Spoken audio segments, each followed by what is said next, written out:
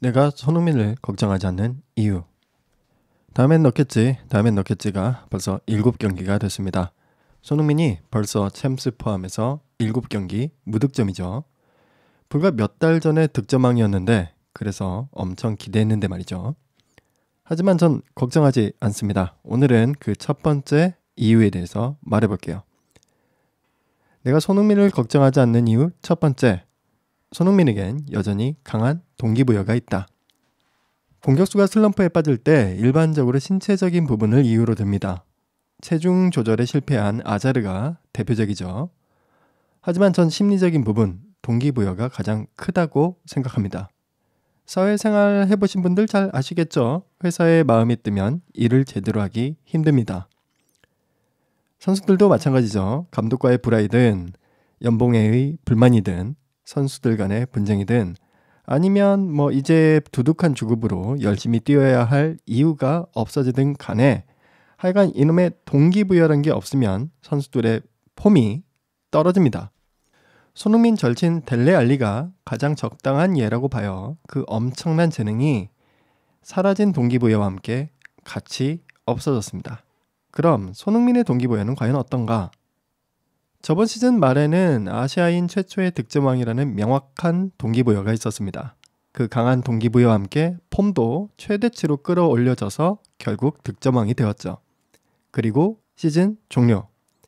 이어진 프리시즌 한국 최고의 스타가 되어 금이 환영한 손흥민은 토트넘 동료들과 서울에서 팬 서비스를 합니다.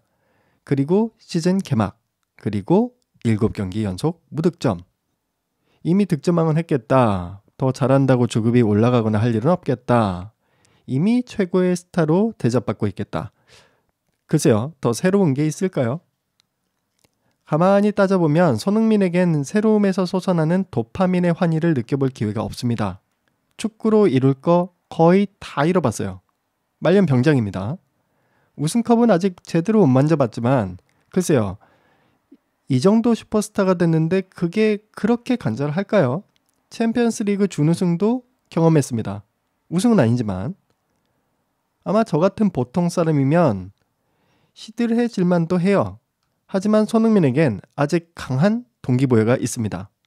제가 손흥민이 아니니까 정확히는 알 수 없지만 그리고 이건 손흥민의 마음이니 본인이 얘기해주기 전까진 절대 알 수 없죠.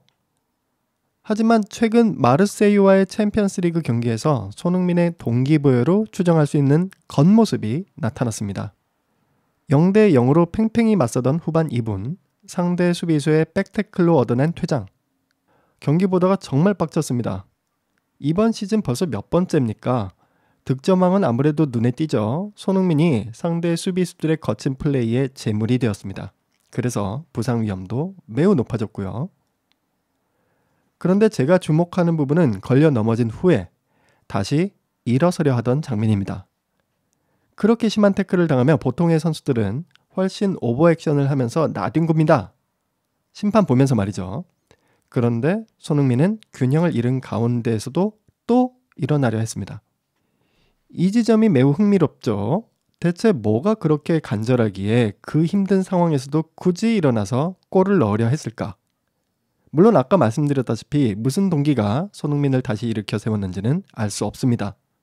하지만 그게 무슨 이유이든 손흥민에게 동기부여가 있다는 사실이 저런 투지 넘치는 모습에 의해서 겉으로 객관적으로 확인되는 순간이었습니다.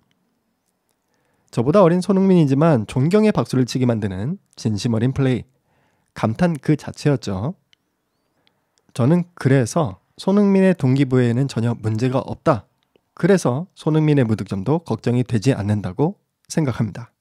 제 생각이 어떤가요? 여러분들도 그렇게 생각하십니까?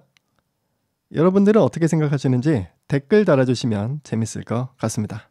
다음 칼럼에는 내가 손흥민 무득점을 걱정하지 않는 또 다른 이유를 들고 찾아뵙겠습니다. 행복한 추석 되세요. 감사합니다.